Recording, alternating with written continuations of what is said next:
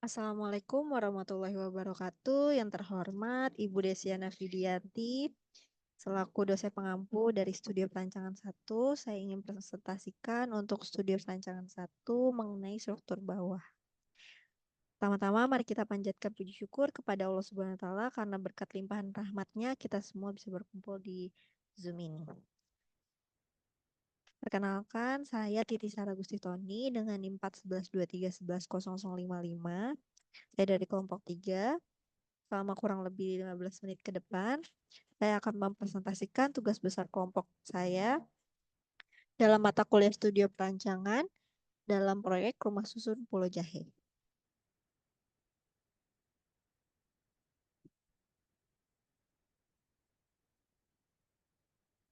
Langsung saja untuk perencanaan struktur bawah, kita mulai dari bab 7, yaitu hasil penyelidikan tanah.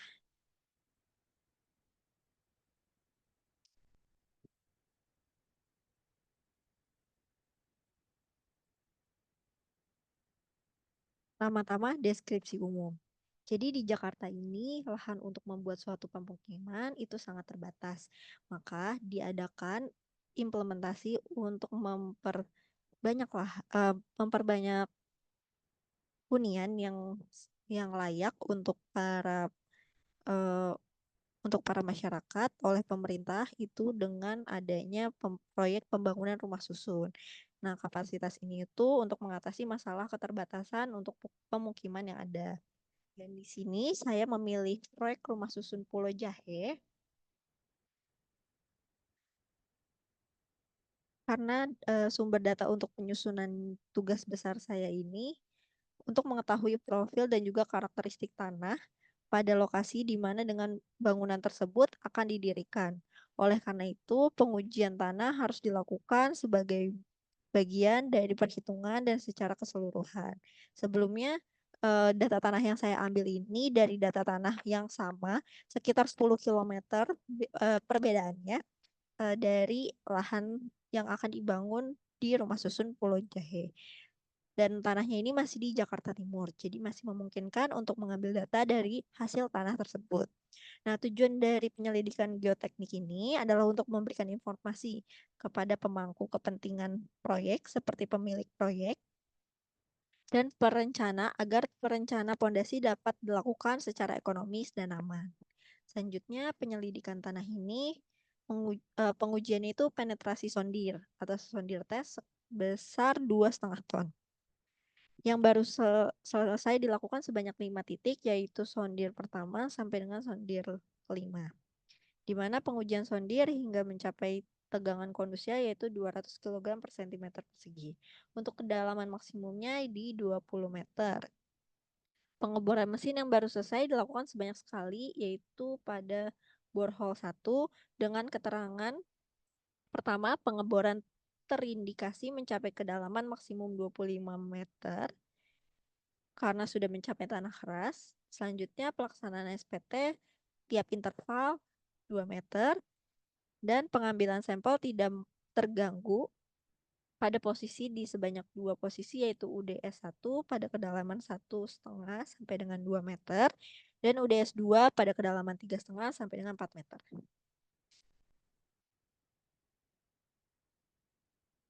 Selanjutnya ada pengujian lapangan. Nah, langkah-langkah di pengujian lapangan ini ada penyelidikan tanah yang dilakukan sesuai dengan eh, ASTM atau American Standard for Testing Material. Penyelidikan tanah ini ditujukan untuk memahami struktur tanah dan sifat mekanika tanah. Di wilayah proyek tersebut, lingkup pekerjaannya juga penyelidikan tanah yang dilakukan, ada pengeboran, yaitu pengeboran geoteknik atau bisa juga disebut borlog. Nah, selanjutnya ada pengambilan contoh tanah, eh, tanah tidak terganggu atau UDS ya. Ini UDS itu undisturbed bed sampel yang direncanakan untuk dilaksanakannya keperluan uji laboratorium. Nah, pelaksanaan ini pengambilan contoh tanah tidak terganggu pada ASTM pertama. Selanjutnya ada SPT atau Standard Penetration Test. Nah, ini tuh salah satu metode yang paling umum yang digunakan dalam penyelidikan tanah untuk menentukan sifat fisik mekanik tanah di lokasi proyek. Nah, uji ini tuh sangat penting dan dalam geoteknik karena memberikan informasi yang berguna untuk desain fondasi, stabilitas lereng, dan berbagai aplikasi teknik sipil lainnya. Nah, di sini ada maksud dan tujuan pengerjaan SPT-nya itu sendiri, yaitu pengujian ini dimaksudkan untuk mengetahui perlawanan tanah terhadap tekanan ujung kolom, hambatan pelekatannya yang dinyatakan dalam gaya persatuan luas, serta perlawanan geser tanah terhadap selubungan biokonis dalam gaya persatuan panjang.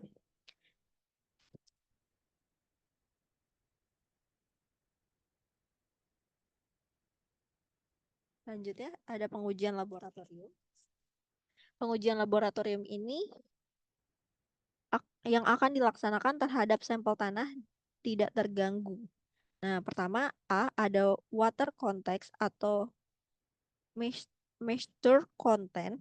Moisture content ini didefinisikan sebagai perbandingan antara berat air di dalam contoh tanah dengan berat partikel solid. Nah, contohnya nih basah basah mula-mula ditimbang, kemudian dikeringkan di dalam oven pada suhu 110 derajat Celcius hingga mencapai berat konstan. Nah, berat contoh setelah dikeringkan ini adalah berat partikel solidnya. Selanjutnya ada specific gravity.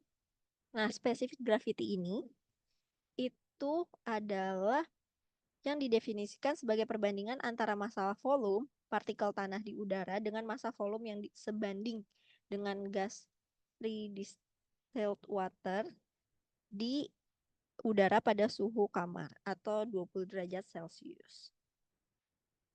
Nah, selanjutnya ada analisis saringan. Tanah yang mengandung butiran kasar dan butiran halus diuji secara berurutan material dengan ukuran lebih kecil dari saringan nomor 200. Dianalisis dengan menggunakan hidrometer. Nah, alat analisis saringan ini memberikan pengukuran secara langsung terhadap distribusi ukuran partikelnya ini.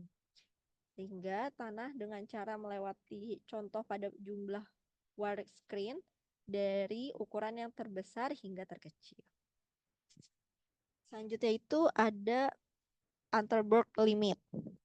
Unterberg limit ini dilakukan dengan cara melakukan pasta tanah dalam mangkuk kuningan kemudian digores tepat di tengahnya dengan alat penggores standar. Dengan penjelasan alat pemutar, mangkuk kemudian dinaik turunkan dari ketinggian 4 inci, 0,4 inci atau 10 mm dengan kecepatan 2 drop atau detik.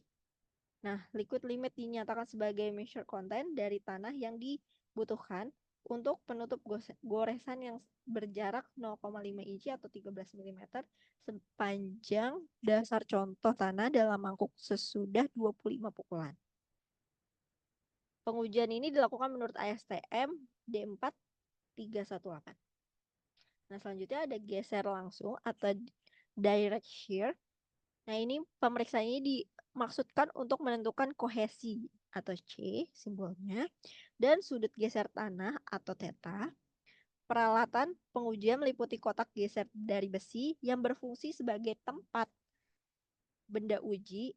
Kotak geser ini tempat benda uji dapat berbentuk bujur sangkar maupun lingkaran dengan luas kira-kira 19,35 cm persegi sampai 25,8 cm persegi dengan tinggi 2,54 cm.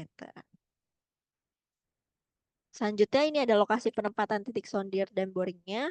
BH ini yaitu borehole 1 dan sondirnya ini ada sondir 1, 2, 3, 4, dan 5. Nah, ini kondisi klasifikasi tanahnya, yaitu klasifikasi tanah lempung berdasarkan NSPT-nya. Dan juga ini ada klasifikasi tanah berdasarkan NSPT dari kedalamannya. Nah, ini sampelifikasi lapisan tanah hasil boring atau borehole 1. Jadi dari kedalaman 0 sampai dengan 3,2 itu tanah lempung. Di 3,2 sampai dengan 5,5 masih tanah lempung, di kedalaman 5 sudah pasir kasar, dan di 10,5 sampai dengan 20 itu lano berpasir, dan 20 sampai 25 itu udah pasir halus. Selanjutnya ini ada parameter tanah dari hasil uji laboratoriumnya, yaitu ada besaran soil pro propertiesnya, ada di kedalaman 1,5 sampai dengan 4 meter, dan ini ada axial test sampai consolidation test. Dan di sini ada stratigrafi tanah. Selanjutnya, selanjutnya di bab 8 ada perancangan pondasi.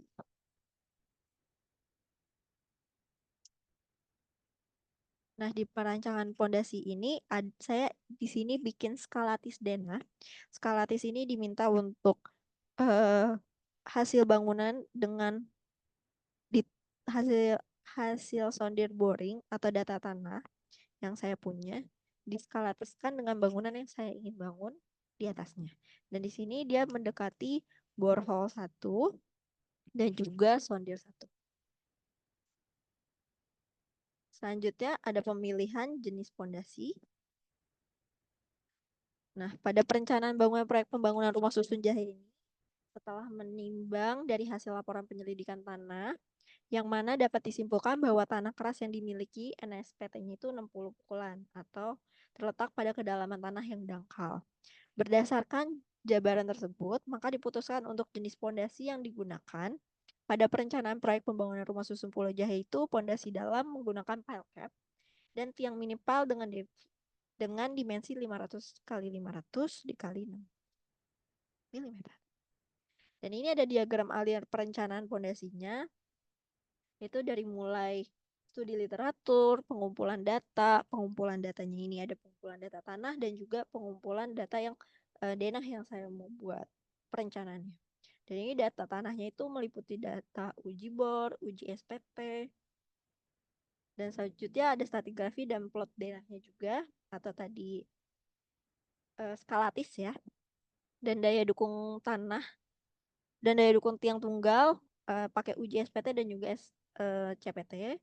Lalu dianalisa dan daya dukung tiang kelompoknya juga dan dihitungkan. Nah, data beban ini juga dihitungkan dan dicek dia oke atau tidak sampai selesai. Nah, ini ada hasil dari perhitungan perencanaan pondasi. Jadi pertama-tama ada perhitungan pondasi tiang tunggal, menghitung kapasitas daya dukung aksial ultimate, dan juga kapasitas tahanan di ujung tiang, dan kapasitas tahanan kulit. Dan di sini didapat hasil gaya aksialnya dari satuan kilogram ke ton ada 3 titik. Dan ini tabel penurunan izinnya.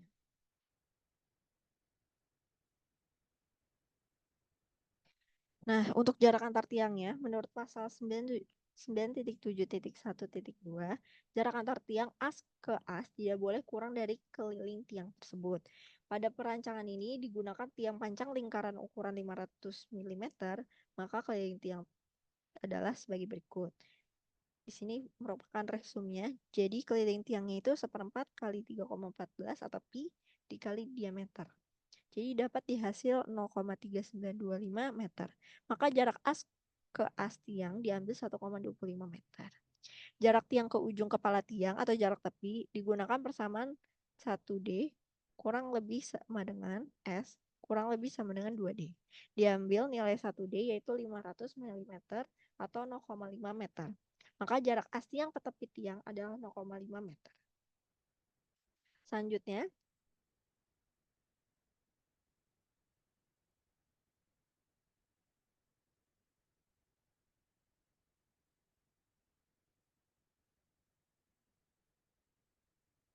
ini saya menghitung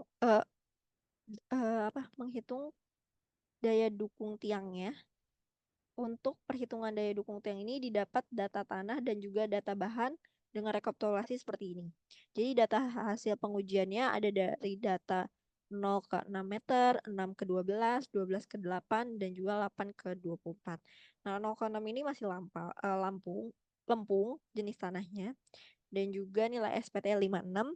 Dan yang kedua itu di 6 sampai 12 meter itu nilai SPT-nya 18, dan jenis tanah ini masih lanau berpasir sama kedalaman 18, dan 18 ke 24 ini nilai NSPT yang kita paling tinggi yaitu di 60.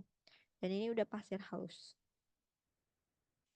Selanjutnya data bahannya ini yang kita pakai jenis tiang pancang ini beton bertulang tampang lingkaran, dan diameter tiang pancangnya ini 0,5 meter.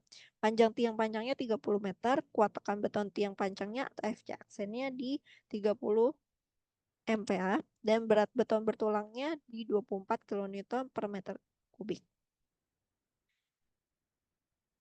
Setelah itu kita berdasarkan data bor dan skemton, ada juga berdasarkan metode-metode lainnya. Nah, yang skemton ini didapat di tanah ujungnya itu 27,727 kilonewton, dan di tanah gesek nominal tiangnya di 655,153 kilonewton, dan tahanan aksialnya di 409,73 kilonewton.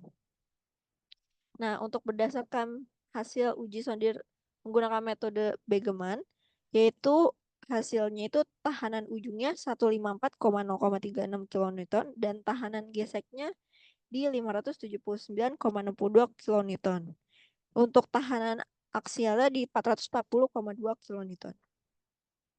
Dan terakhir karena kita menggunakan 3 metode berdasarkan hasil uji SPT menggunakan metode Meyerhof, itu berdasarkan ini didapat kapasitas nominal yang digunakan sebesar 2598,10 kilonewton, lalu dikalikan dengan faktor reduksinya yaitu 0,6 untuk tahanan aksialnya, maka didapatkan nilai tahanan aksial tiang pancang metode Meyerhof sebesar 158,86 kilonewton.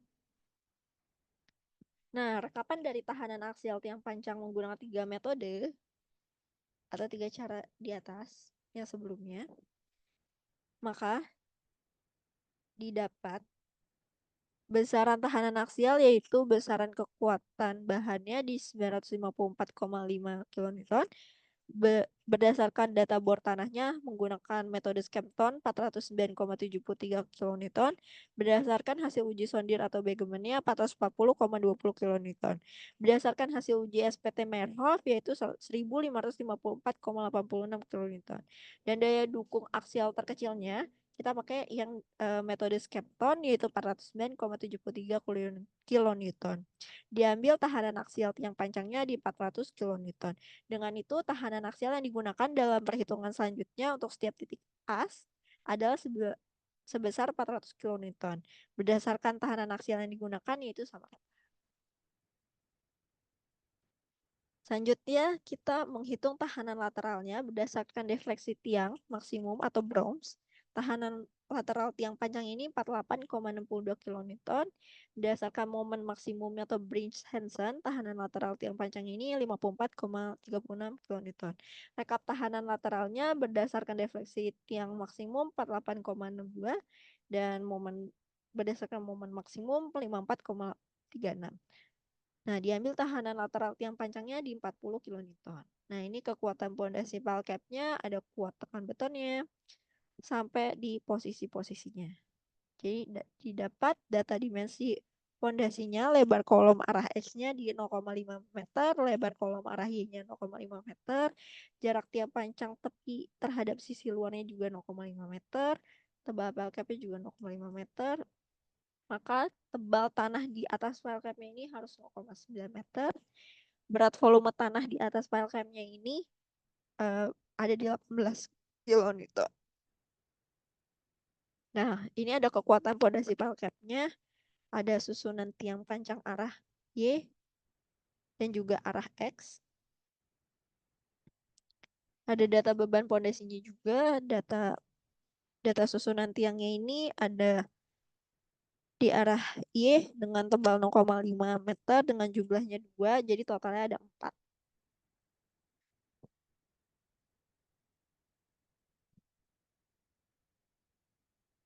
Dan ini ada kekuatan fondasi palkapnya eh, untuk